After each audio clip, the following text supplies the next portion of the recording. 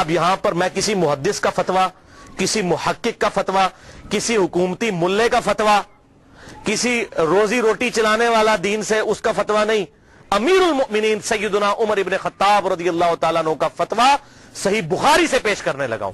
International numbering کے مطابق صحیح بخاری میں 6830، سیدنا عمر کا جب آخری حج تھا تو آپ کو کسی نے آ کر خبر دی، اس کے بعد آپ شہید ہو گئے، کہ لوگوں میں یہ چیما گوئیاں ہیں کہ جب عمر مر جائے گا تو ہم فلاں شخص کو اپنا خلیفہ بنا لیں گے، خود ہی چن لیں گے۔ اب یہ فلاں کون ہے، اس کو تلاش کرنا ہے، یہ فلاں کون تھا خلافت کا لالچی، یہ آپ کے لیے اسائنمنٹ ہے۔ فلاں شخص کی ہم بیعت کر لیں گے۔ حضرت عمر کو اتنا غصہ آیا کہ مسلمانوں کے مشورے کے بغیر، صحیح بخاری 6830، بڑی لمبی حدیث ہے، حضرت عمر فاروق رضی اللہ تعالیٰ ممبر پر چڑھے اور ابن عباس کہتے ہیں کہ میرا گھٹنا جو ہے نا وہ بالکل ممبر کے ساتھ ٹچ تھا جب میں نے یہ حضرت عمر کا خطبہ خود سنا، اور حضرت عمر اتنے غصے میں تھے، میں نے کہا کہ آج تو یہ، بلکہ صحیح بخاری اسی حدیث میں آتا ہے کہ عبد الرحمن بن عوف کہتے ہیں کہ آپ تو عرفات کے میدان میں خطبہ دینے لگے، تو میں نے کہا امیر المومنین یہاں پر ہر طرح کے لوگ موجود ہیں، کوئی پڑھ لکھے ہیں، کوئی ان پڑھ ہے، تو آپ کی بات کا کوئی اور مطلب نہ لے لیں، آپ صبر کریں، مدینہ جا کے خطبہ دیں۔ تو مدینہ شریف جا کر پہلا کام حضرت عمر نے خطبہ دیا 6830، بڑی باتیں ارشاد فرمائی، اور پھر اس میں ارشاد فرمایا ورڈ بائی ورڈ، لفظ بائی لفظ حضرت عمر کے الفاظ، صحیح بخاری 6830۔ دیکھو، خیال رکھنا کہ کوئی شخص بھی بغیر مسلمانوں کے مشورے کے اور بغیر اتفاق رائے کے تم پر مسلط نہ ہونے پائے، ورنہ اس کا انجام قتل و غارت ہوگا۔ اور وہ آپ نے دیکھا کتنی قتل و غارت ہوئی، حضرت حسین کو شہید کیا گیا، واقعہ ہررا ہوا، پھر خانہ کعبہ کو جلایا گیا، پیچھے کیا رہ گیا، مکے کی حرمت پامال، مدینے کی حرمت پامال، اہل بیت کی حرمت پامال، اس سے زیادہ کیا کر سکتا تھا؟ اور حضرت عمر نے پہلی پیشن گوئی کی تھی مسلمانوں کے مشورے، تو وہ تلوار کے زور پہ کیا گیا۔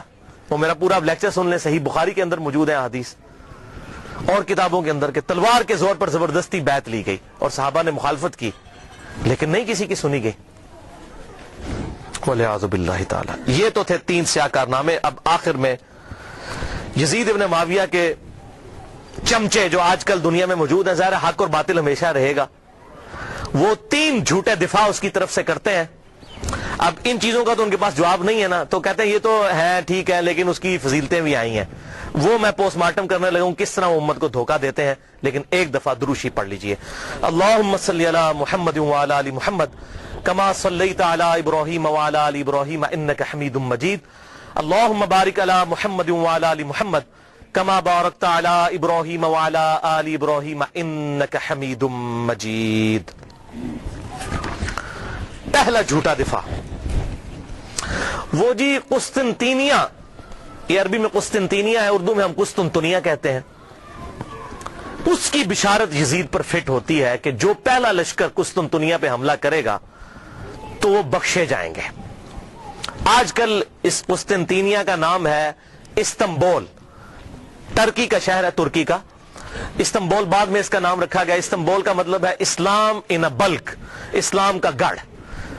تو پہلے یہ کیسر روم، جو رومن امپائر دنیا کی سب سے بڑی امپائر تھی، جو جنگ یرموک میں گھٹنے ٹیک گئی سیدنا عمر کے سامنے، یہ اس کا گڑھ تھا قسطنطینیہ۔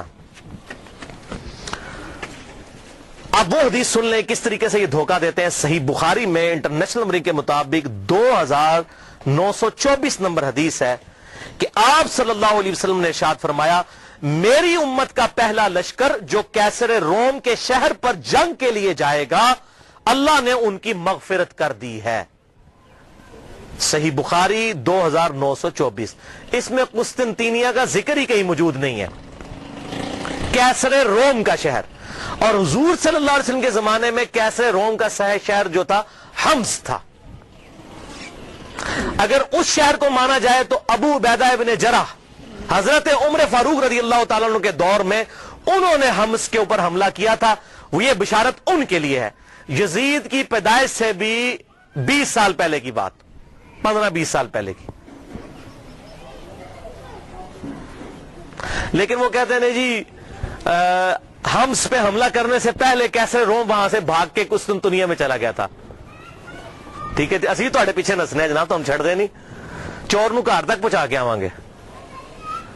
تو اس لیے یہ ابو عبیدہ بن جرح کے لیے بشارت نہیں ہے کیونکہ ابو عبیدہ ابن جرح نے جب حملہ کیا تو وہ پہلے کیسے روم اپنا دارالخلافہ چھوڑ کے قسطنطنیہ میں چلا گیا تھا.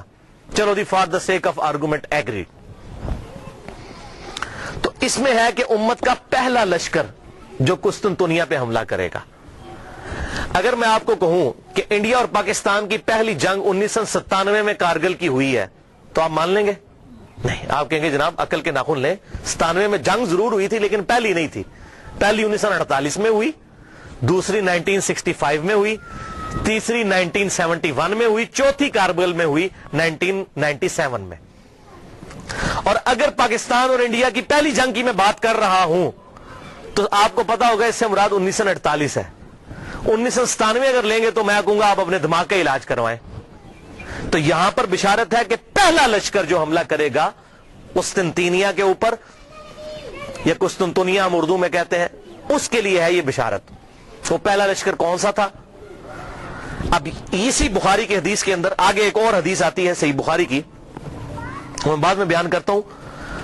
سنن ابی داؤد میں انٹرنیشنل نمبر کے مطابق 2512 نمبر حدیث ہے. ابو عمران تابعی کا بیان ہے کہ ہم قسطنطنیہ پر حملے کے لیے جب گئے اس وقت ہمارے لشکر کے امیر عبد الرحمن بن خالد بن ولید تھے. خالد بن ولید رضی اللہ تعالیٰ عنہ کے بیٹے یہ ہمارے لشکر کے امیر تھے جب ہم نے قسطنطنیہ پر حملہ کیا. اور وہاں پر سیدنا ابو ایوب انصاری بھی ہمارے ساتھ موجود تھے اور انہوں نے ہمیں ایک آیت کی تفسیر بھی سمجھائی. اور پھر سیدنا ابو ایوب انصاری رضی اللہ تعالیٰ عنہ قسطنطنیہ کے حملوں میں شریک ہوتے رہے حتیٰ کہ ایک حملے کے دوران وہ فوت ہو گئے اور وہیں پر دفن ہوئے. تو جس حملے میں حضرت ابو ایوب انصاری فوت ہوئے وہ حملہ پہلا ہوگا, یا جس میں وہ زندہ تھے وہ پہلا ہوگا؟ جس میں زندہ تھے اس لشکر کے امیر تھے عبد الرحمن بن خالد بن ولید. یہ کوئی تاریخ نہیں میں پڑھ رہا ہوں, سنن ابی داؤد 2512. اب بخاری سے وہ لیتے ہیں, حدیث اٹھاتے ہیں اور فٹ کرتے ہیں یزید پہ. وہ سن لیں, صحیح بخاری کتاب التہجد چیپٹر میں 1186 نمبر حدیث ہے کہ ابو ایوب انصاری موجود تھے قسطنطنیہ پہ حملے میں رضی اللہ تعالیٰ عنہ, اور اس وقت لشکر کا امیر یزید ابن معاویہ تھا. یہ 54 ہجری کی بات ہے کیونکہ اس وقت امیر معاویہ مسلمانوں کے حاکم تھے, انہوں نے اپنے بیٹے کو لشکر کا امیر بنایا. یہ 54 ہجری کا واقعہ ہے. اور اسی حدیث میں موجود ہے ابو ایوب انصاری رضی اللہ تعالیٰ عنہ اسی حملے کے دوران جس میں امیر لشکر یزید تھا فوت ہو گئے. تو جس حملے میں وہ فوت ہوئے وہ لشکر پہلے ہے, یا جس میں وہ زندہ تھے اور حدیثیں بیان کرتے رہے وہ پہلے ہے؟ اور اس میں اس کے بعد کتنے حملے ہوئے؟ یہ بھائی یزید والا لشکر 7واں یا 8واں لشکر تھا, اور وہ جو میں نے پہلے بیان کیا وہ بھی پہلا نہیں تھا, وہ دوسرا تھا. پہلا لشکر جو یزید سے بہت پہلے 33 ہجری میں جب ابھی یزید کی عمر 5-6 سال تھی اس وقت پہلا لشکر حملہ آور ہوا, اور اس کا ذکر موجود ہے احادیث کی کتابوں کے اندر. وہ میں حوالہ بھی دے دیتا ہوں. یہاں پر میں ایک بات بتا دوں, قسطنطنیہ پھر فتح کسی سے بھی نہیں ہوا, نہ صحابہ سے, نہ تابعین, نہ تبع تابعین, نہ تبع تابعین. یہ جا کر تقریباً پھر 9ویں صدی کے اندر 800 سال کے بعد سلطان محمد فاتح نے قسطنطنیہ فتح کیا تھا, 900 سال کے بعد. تو فتح ان سے نہیں ہوا, لیکن بشارت پہلے حملہ کرنے والے کے لیے تھی, فتح کی اس میں گارنٹی نہیں تھی. تو اس حوالے سے ایک پوری بک ریسرچ پیپر آ چکا ہے. شیخ زبیر علی زئی رحمہ اللہ کے شاگرد ہیں, اس دور کے بہت بڑے محقق ہیں. ہے ویسے شیخ زبیر علی زئی صاحب سے عمر میں بڑے ہیں, وہ میں ان سے ملا ہوں, پیور جینٹل مین ہے. ڈاکٹر ابو جابر عبداللہ دامانوی, یہ اہل حدیث میں بہت قدر کی نگاہ سے دیکھے جاتے ہیں, بہت بڑے محقق ہیں اسماء و رجال کی فیلڈ کے.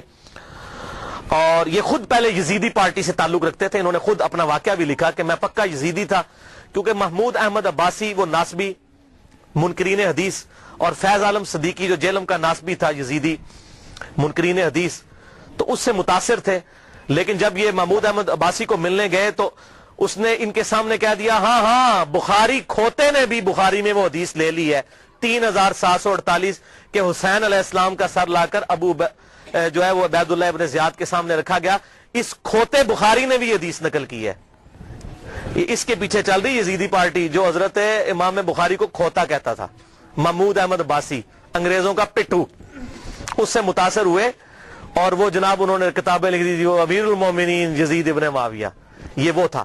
تو جب یہ ابو جابر دامانوی صاحب کہتے ہیں میں نے اس کی الفاظ یہ سنے، میں نے کہا اوئے یہ لوگ جو محدثین کے بارے میں ایسی ننگی لینگویج استعمال کرتے ہیں، یہ لوگ حق پر نہیں ہو سکتے، منکرین حدیث۔ پھر کہتے ہیں میں نے مکمل تحقیق کی، پھر انہوں نے یہ 120 صفحات پر مشتمل کتاب لکھی ہے، اور اس کتاب کا عنوان ہے یزید ابن معاویہ اور جیش مغفور لہم، یعنی جو مغفرت یافتہ گروہ ہے اس کا ذکر، وہ سارے انہوں نے قسطنطینیہ کے اوپر جو حملے ہوئے وہ تمام حملے ایک ایک احادیث کی کتابوں سے لکھ کر رد کیا۔ 120 صفحوں پہ یہ کتاب ہے، ابو جابر السلفی لائبریری کراچی سے شائع شدہ ہے، میرے پاس موجود ہے۔ جس کو پی ڈی ایف چاہیے ہو انشاءاللہ میں 1-2 دن میں سکین کروا کر انشاءاللہ اپنے پاس رکھ لوں گا، تو مجھے ای میل کریں mirza_95@yahoo.com، اس پہ میں آپ کو بھیجوں گا۔ اس میں انہوں نے ٹروتھ ریویل کیا کہ نہ تو قسطنطینیہ پہ حملہ پہلا یزید نے کیا اور نہ ان کے والد معاویہ بن ابی سفیان رضی اللہ تعالیٰ عنہ نے کیا، بلکہ سب سے پہلا حملہ قسطنطنیہ پہ جس شخص نے کیا وہ حضرت عبداللہ ابن زبیر کے بھائی تھے، منذر بن زبیر رحمہ اللہ، جو حضرت زبیر عشرہ مبشرہ کے بیٹے تھے۔ 33 ہجری میں انہوں نے یہ حملہ کیا، اور اس کا ذکر مسند امام احمد میں، مصنف عبد الرزاق میں، سنن ابی داؤد میں اور سنن طبرانی میں صحیح سند کے ساتھ موجود ہے۔ وہ ساری احادیث انہوں نے اس کتاب کے اندر جمع کی الحمدللہ۔ لہذا یہ بالکل جھوٹ بولتے ہیں کہ جی وہ بشارت اس پہ فٹ ہوتی ہے، اس پہ فٹ ہی نہیں ہوتی، کسی اعتبار سے فٹ نہیں ہوتی۔ اور یہی وجہ ہے کہ ڈاکٹر ذاکر نائک نے جب فٹ کی، اس سے سوال پوچھا گیا، وہ کہتا ہے جی امام غزالی نے لکھا ہے۔ ویسے آپ کہتے ہیں قرآن اور صحیح حدیث، تو امام غزالی کا کیا لینا دینا قرآن اور صحیح حدیث؟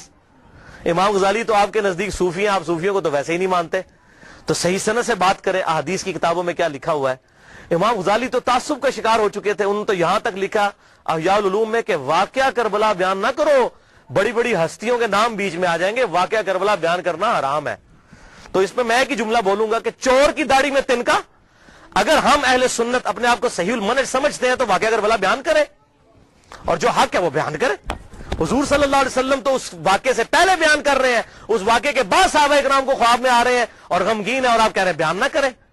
اور قرآن اور صحیح احادیث کیا کہہ رہی ہیں، امام بخاری کیا کہہ رہے ہیں، امام مسلم کیا کہہ رہے ہیں، امام داؤد کیا کہہ رہے ہیں، حق واضح ہو۔ اب مجھے بتائیے اہل حدیث کا شاید ہی کوئی پلیٹ فارم ہو جس پر یہ حدیث ترمذی کی بیان نہ ہوتی ہو کہ جب حضرت عمر نے حج تمتع پر پابندی لگا دی تھی تو عبداللہ بن عمر نے کہا کہ میرے باپ پہ شریعت تو نازل نہیں ہوئی ہے، تو معاذ اللہ اس کا کیا مطلب ہے کہ ہم حضرت عمر کی توہین کر رہے ہوتے ہیں؟ نہیں۔ اسی طریقے سے اگر محدثین نے حضرت امیر معاویہ رضی اللہ تعالیٰ عنہ کی غلطیوں کا بیان بخاری مسلم میں کر دیا، ترمذی میں، ابو داؤد، نسائی، ابن ماجہ میں، تو ان کا مقصد توہین کرنا نہیں تھا، حق بتانا تھا۔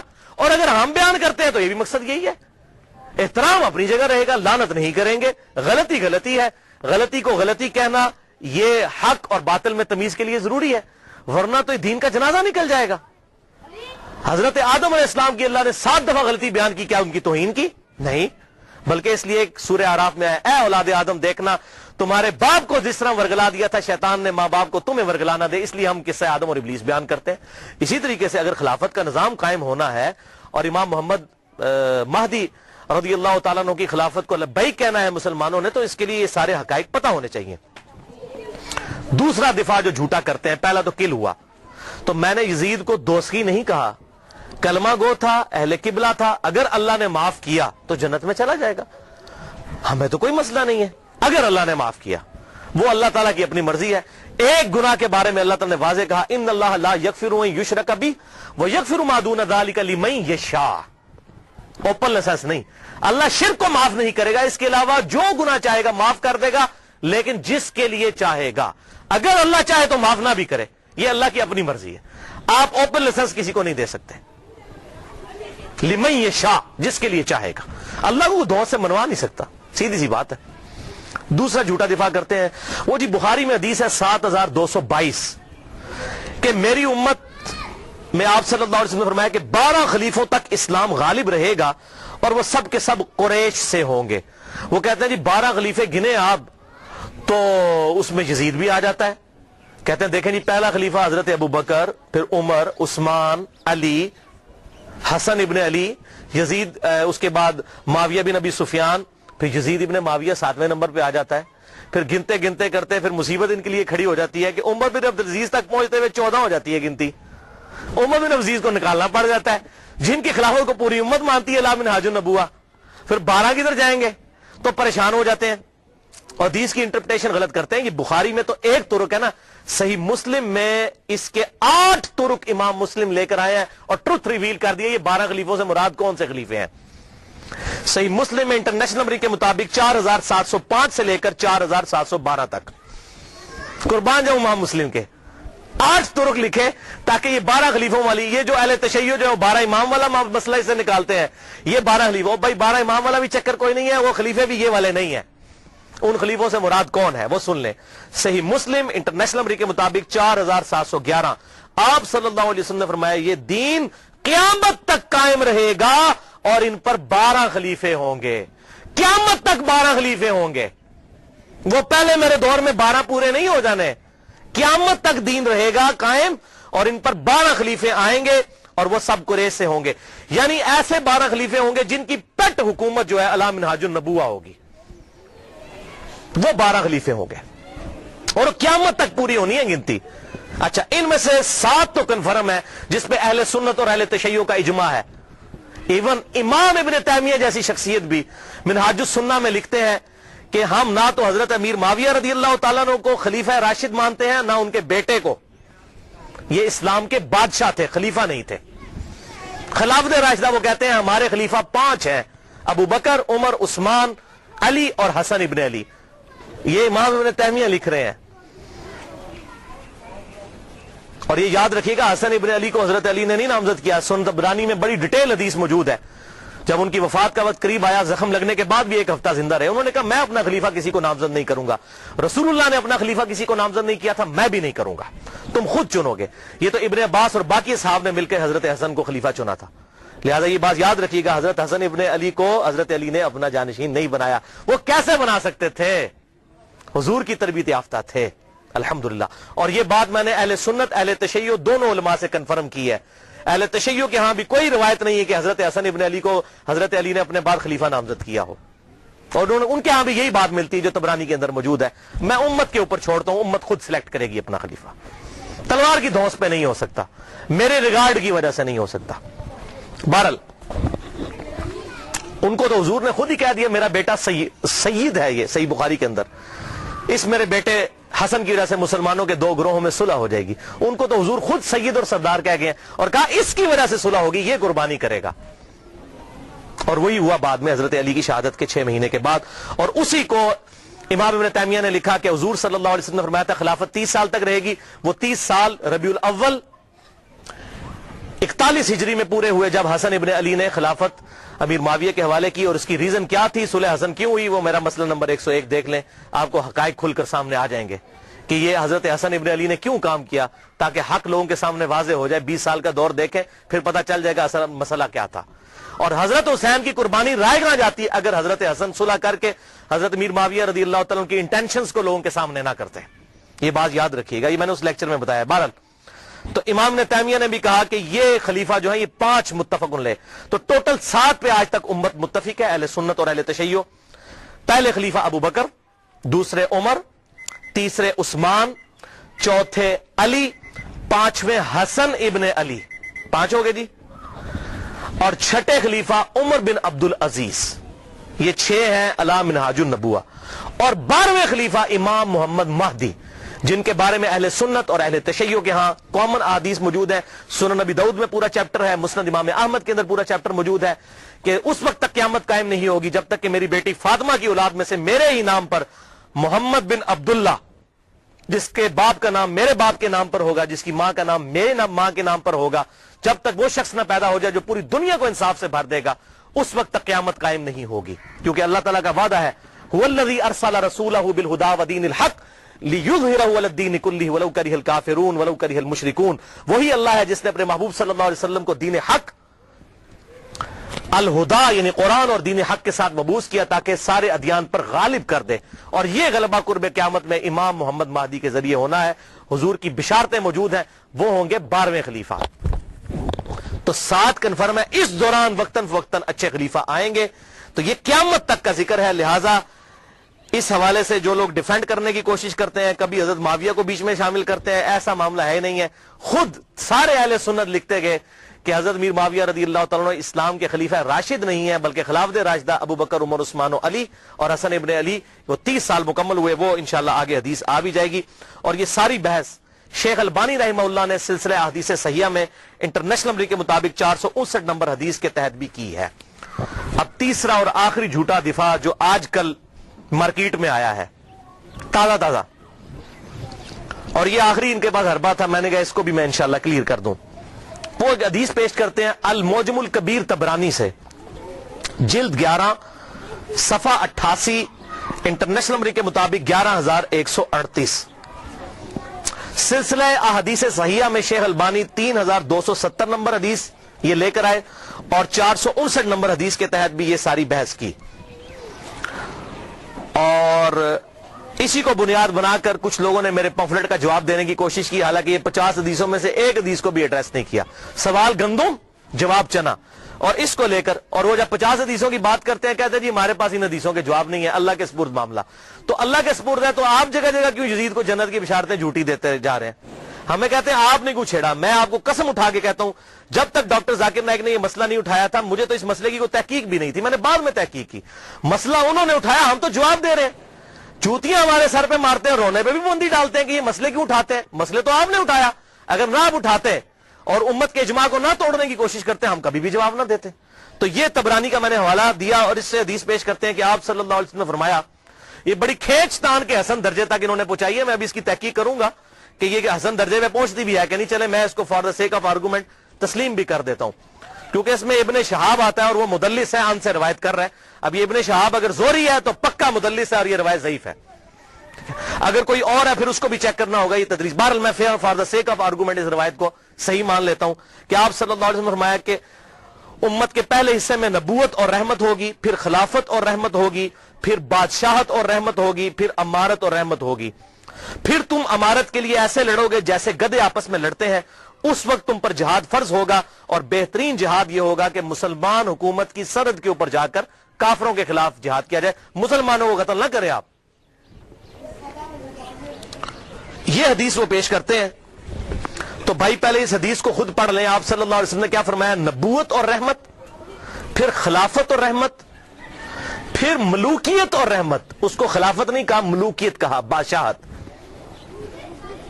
تو یہ کہتے ہیں یہ جو ملوکیت اور رحمت ہے نا، اس سے مراد حضرت میر معاویہ رضی اللہ تعالیٰ عنہ ہے، اور امارت اور رحمت اس کو انہوں نے پھر بتایا نہیں کہ پھر اس سے مراد کون ہے۔ اتنی شرم آئی کہ یزید ابن معاویہ کو نہیں کہنا چاہیے، اس کو سکپ ہی کر گئے اس کے اندر۔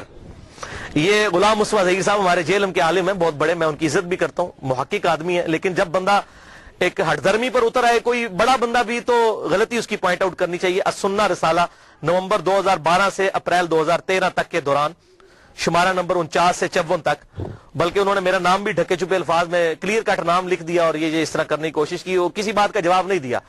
تو اس میں انہوں نے امارت اور رحمت اس کو سکپ ہی کر گئے، اس کی تشریح کو۔ ان کو پتا تھا یزید کا بھی نام لینا پڑنا ہے، مامے دے پتر دا نہیں لیا۔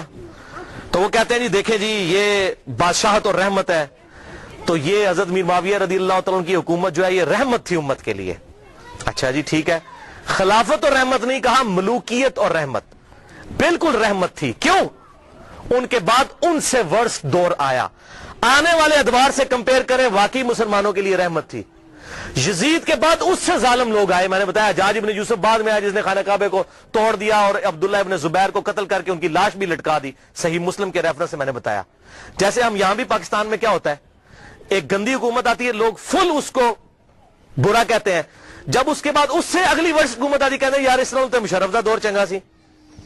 ابھی لوگ کہنا شروع ہو گئے یار زرداری کا دور بہتر تھا، ٹھیک ہے جی، بجلی اتنی مہنگی تو نہیں تھی، تو اس کا کیا مطلب، جب زرداری کا دور تھا تو بہت بہتر تھا، جب مشرف کا اپنا دور تھا تو بہتر تھا، کمپیریٹیولی بات کی جاتی ہے۔ اب میں آپ کو سلف کا فہم اس حدیث کے اوپر بتا دیتا ہوں کہ اس سے مراد یہ ہے کہ کنٹینیوسلی اسلام کے اندر زوال آتا جائے گا اسلامی حکومتوں کے اندر، لہذا اس کو اگر خلافت راشدہ سے کمپیئر کرے تو وہ کاٹ کھانے والی ملوکیت تھی، اور اگر آنے والے دور سے کمپیئر کرے تو رحمت تھی۔ اب یہ میں اپنی طرف سے بات نہیں کر رہا ہوں، یہ میں آپ کو ایک صحابی کا فتویٰ بتانے لگا ہوں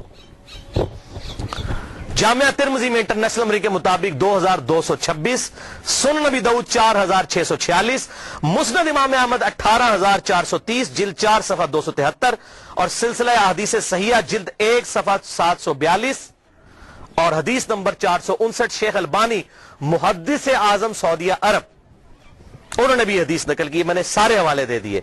हजरत सैयदना सफीना रदियल्लाहु ताला अन्हु और हजरत नुमान इब्न बशीर रदियल्लाहु ताला अन्हु से रिवायत है कि आप सल्लल्लाहु अलैहि वसल्लम ने फरमाया, खिलाफत अला मिनहाजुन नबुव्वा मेरी वफात के बाद 30 साल तक रहेगी, उसके बाद काट खाने वाली मलूकियत का दौर शुरू हो जाएगा। 30 साल के फौरन बाद, यानी सुलह हसन के बाद। उसके बाद जाबिर हुक्मरानों का दौर आएगा और फिर क़यामत से पहले एक दफा दोबारा खिलाफत अला मिनहाजुन नबुव्वा कायम होगी, यानी वो खिलाफत होगी सैयदना इमाम मोहम्मद महदी की। यह आप सल्लल्लाहु अलैहि वसल्लम ने 4 अदवार गिनवाए अपने बाद। पहला दौर कौन सा? खिलाफत राशिदा, अबू बकर, उमर, उस्मान, अली, हसन इब्न अली। दूसरा काट खाने वाली मलूकियत जो हजरत मीर माविया रदियल्लाहु ताला अन्हु के दौर से शुरू होकर 1000 साल तक बनु अब्बास और बनु उमैया की हुकूमत रही। बाप मरता था, बेटे को खलीफा बनाता था, 4 बेटों को अपने बाद खलीफा बना देते थे। अब बुखारी मुस्लिम उठा के देख लें किस तरीके से इन्होंने बंदर बांट की है। आज के हुक्मरानों ने भी वो काम नहीं किया। इसलिए मैं कहता हूं उस मुल्कियत से आज की जमहूरियत करोड़ गुना बेहतर है। कम से कम पब्लिक से तो पूछा जाता है, वो तो तलवार की जोर पर मुसल्लत हो जाते थे। तीसरा दौर कहा जाबिर हुक्मरानों का। जाबिर हुक्मरान ये जहां पर कलोनियल पावर्स आ गई, कहीं फ्रेंच आ गए, कहीं पर ये जो है वो अंग्रेज आ गए और पूरी दुनिया के अंदर मुसलमानों पर इन्होंने कब्जा किया। फिर यह दौर भी अल्हम्दुलिल्लाह खत्म हुआ। अब हम आखिरी दौर में हैं, नशत सानिया इस्लाम की शुरू हो चुकी है। खिलाफत अला मिनहाजुन नबुव्वा अब कायम होनी है। 3 हमने वो अदवार गुजार लिए हैं। अच्छा, इसी हदीस में तिरमिज़ी और अबू दाऊद का जो मैंने हवाला दिया और मुस्नद अहमद का और सिलसिला हदीस सहिया का, और ये हदीस अल मुस्तदरक अल हाकिम में भी 4697 मौजूद है। इसमें शेख अलबानी ने पूरी बहस की है। तिरमिज़ी और अबू दाऊद में आगे अल्फाज चलते हैं कि हजरत सफीना ने कहा कि बेटा गिन अब खिलाफत राशिदा कितनी है, हो सकता है बाद में कोई नासबी माने ही ना। तो उन्होंने कहा इस हदीस में मौजूद है, बेटा गिन। अबू बकर के 2 साल, उमर के 10 साल, उस्मान के 12 साल और अली के 6 साल। तो शागिर्द ने कहा कि हजरत मीर माविया रदियल्लाहु तआला की पार्टी जो इस वक्त हुक्मरान है, बनु जुर्का, बनु उमैया। जुर्का कहते हैं नीली आंखों वाले, ये नीली आंखों वाले थे, खतरनाक लोग, बनु जुर्का। ये तो कहते हैं कि अली अलैहिस्सलाम खलीफा ही नहीं है। यहां पर इमाम दाऊद ने अली अलैहिस्सलाम लिखा। अबू दाऊद 4646। हजरत सफीना को इतना गुस्सा आया, तिरमिज़ी के अल्फाज हैं 2226, उन्होंने कहा बनु उमैया की पीठ से यह झूठ निकला है जहां से यह हवा खारिज करते हैं। ये कहते हैं अली खलीफा नहीं है। हक तो यह है कि इनकी हुकूमत शरीर तरीन बादशाहत है इस रूए अर्ज पे। क्यों? उन्होंने खिलाफत राशिदा का जमाना देखा था। जब उससे कंपेयर करते थे तो कहते थे ये तो काट खाने वाली मलूकियत और ये बदतरीन बादशाहत है। हां, जब आने वाले दौर से करें तो वो रहमत है, क्योंकि आने वाला दौर उससे भी वर्ष था। लिहाजा ये मैंने अल्हम्दुलिल्लाह सलफ का फार्म इस हवाले से बिल्कुल क्लियर कर दिया। और इस हवाले से और सलफ का फाहम अगर किसी ने देखना हो अहदीस, ये 50 पढ़ लें। और मेरा लेक्चर 101 नंबर मसला, उसमें अब्दुर्रहमान बिन अबी बकर का फाहम सही बुखारी से, मिक़दाम बिन मादी का फाहम सुन्न नबी दाऊद से, और अम्मार इब्न यासिर का फाहम सही बुखारी से। ये काफी सारी अहादीस हैं जिसमें बिल्कुल क्लियर हो जाएगा कि ये तमाम सहाबा किराम अलैहिम रिदवान कौन सी चीज हक समझते थे और किसको बातिल। सूरतुल अहज़ाब की आयत नंबर 57 है भाइयों। बिस्मिल्लाहिर रहमानिर रहीम। इन्नल्लज़ीना युज़ूना अल्लाह व रसूलहु लअनहुमुल्लाहु फिद दुनिया वल आखिरह। बेशक जो लोग अल्लाह और उसके रसूल को तकलीफ देते हैं, दुनिया की जिंदगी में भी उन पर अल्लाह की लानत और आखिरत की जिंदगी में भी लानत। वअअद्द लहुम अज़ाबम मुहीना, और ऐसे लोगों के लिए अल्लाह ताला ने दर्दनाक ज़लीलो ख्वार कर देने वाला अजाब तैयार कर रखा है। वलियाज़ु बिल्लाहि ताला। जिन जिन लोगों ने सैयदना हुसैन इब्न अली के साथ जुल्म किया या अहले बैत के साथ जुल्म किया, वो इसी आयत की कैटेगरी में फॉल करते हैं। और आप सल्लल्लाहु अलैहि वसल्लम की वाज़ेह हदीस है अल मुस्तदरक लिल हाकिम में सही सनद के साथ 4717, सही इब्न हिब्बान में 7104, और सिलसिला हदीस सहिया में भी शेख अलबानी लेकर आए रहिमहुल्लाह, उसको सही कहा, और शेख जुबैर लिज़ई साहब ने भी इसको सही कहा। आप सल्लल्लाहु अलैहि वसल्लम ने फरमाया, उस जात की कसम जिसके कब्ज़े कुदरत में मैं मोहम्मद सल्लल्लाहु अलैहि वसल्लम की जान है, जो भी हम अहले बैत के साथ बुग़्ज़ रखेगा, अल्लाह ताला उसे जरूर दोज़ख की आग में दाखिल करेगा। بغض رکھے گا. یہ کہتے ہیں لعنت نہ بھیجو, بغض کی بات ہو رہی ہے, صرف دل میں بغض رکھنے والا دوزخ میں جائے گا. اور حضور نے قسم اٹھا کر کہا, اور اسی کا ترک جو المستدرک للحاکم میں 4712 ہے ابن عباس رضی اللہ تعالیٰ عنہ سے, آپ صلی اللہ علیہ وسلم نے فرمایا اگر کوئی شخص مقام ابراہیم اور حجر اسود کے درمیان نمازیں پڑھے اور روزے رکھے, اگر وہ بھی اس حال میں مر جائے کہ اس کے دل میں اہل بیت کا بغض تھا, تو اللہ تعالیٰ اسے بھی ضرور دوزخ میں داخل کرے گا. والعیاذ باللہ تعالی. میں اپنی گفتگو کا اینڈ بخاری اور مسلم کے بنیادی راوی امام ابو حنیفہ رحمۃ اللہ علیہ کے دادا استاد ابراہیم نخعی تابعی المتوفى 96 ہجری کے اس قول پر کرتا ہوں جو صحیح سند کے ساتھ المعجم الکبیر طبرانی میں انٹرنیشنل نمبر کے مطابق 2829 نمبر ہے, جلد 3 صفحہ 112 پر ابراہیم نخعی رحمہ اللہ فرماتے ہیں, کنکلوڈنگ بات ہے, اگر بالفرض میں ان لوگوں میں شامل ہوتا کہ جنہوں نے حسین ابن علی کو قتل کیا تھا, اور قیامت والے دن اللہ تعالیٰ مجھے معاف بھی کر دیتا اور میں جنت میں بھی داخل ہو جاتا, تب بھی میں جنت میں حضور کو اپنی شکل نہ دکھا سکتا کہ حضور کہیں مجھ سے پوچھ ہی نہ لیں کہ تو دنیا میں میرے حسین کے قاتلوں میں شامل تھا. ابراہیم نخعی تابعی بخاری اور مسلم کے بنیادی راوی, الحمدللہ. تو یہ ہمارے سلف کا فہم تھا. اس حوالے سے اللہ تعالیٰ سے دعا ہے جو حق بات میں نے کہی اللہ تعالیٰ ہمارے دلوں میں راسخ فرمائے, اگر جس بات میں میرے منہ سے کوئی غلط بات نکل گئی تو اللہ تعالیٰ ہمارے دلوں سے معاف کر دے, ہمیں کتاب و سنت کی تعلیمات پر عمل کر کے دوسرے بھائیوں تک پہنچانے کی توفیق عطا فرمائے. بھائیو یہاں پر میں آخر میں ایک اعلان کر دوں اس حوالے سے دوبارہ سے کہ میرے ریسرچ پیپر ضرور پڑھیں, پی ڈی ایف کاپی مجھ سے منگوا لیں, mirza_95@yahoo.com میرا ای میل ایڈریس ہے. یہ پی ڈی ایف کاپی اور آپ کو یہاں پر ہم سینکڑوں کی تعداد میں ہمارے پاس موجود ہیں, یہ ریسرچ پیپر آپ کو فری مل بھی جائیں گے ابھی لیکچر کے اینڈ پہ. اور دوسرا میرے یہ جو 10 لیکچر آج کو ملا کر یہ لیکچرز جو ہیں تلک عشرۃ کاملہ 10 مکمل ہو چکے ہیں فکر حسین کے حوالے سے رضی اللہ عنہ. اللہ تعالیٰ سے دعا ہے کہ ہمیں اس فکر کو پھیلانے کی توفیق عطا فرمائے. سبحانک اللہم و بحمدک اشہد ان لا الہ الا انت استغفرک و اتوب الیک وما علینا الا البلاغ المبین.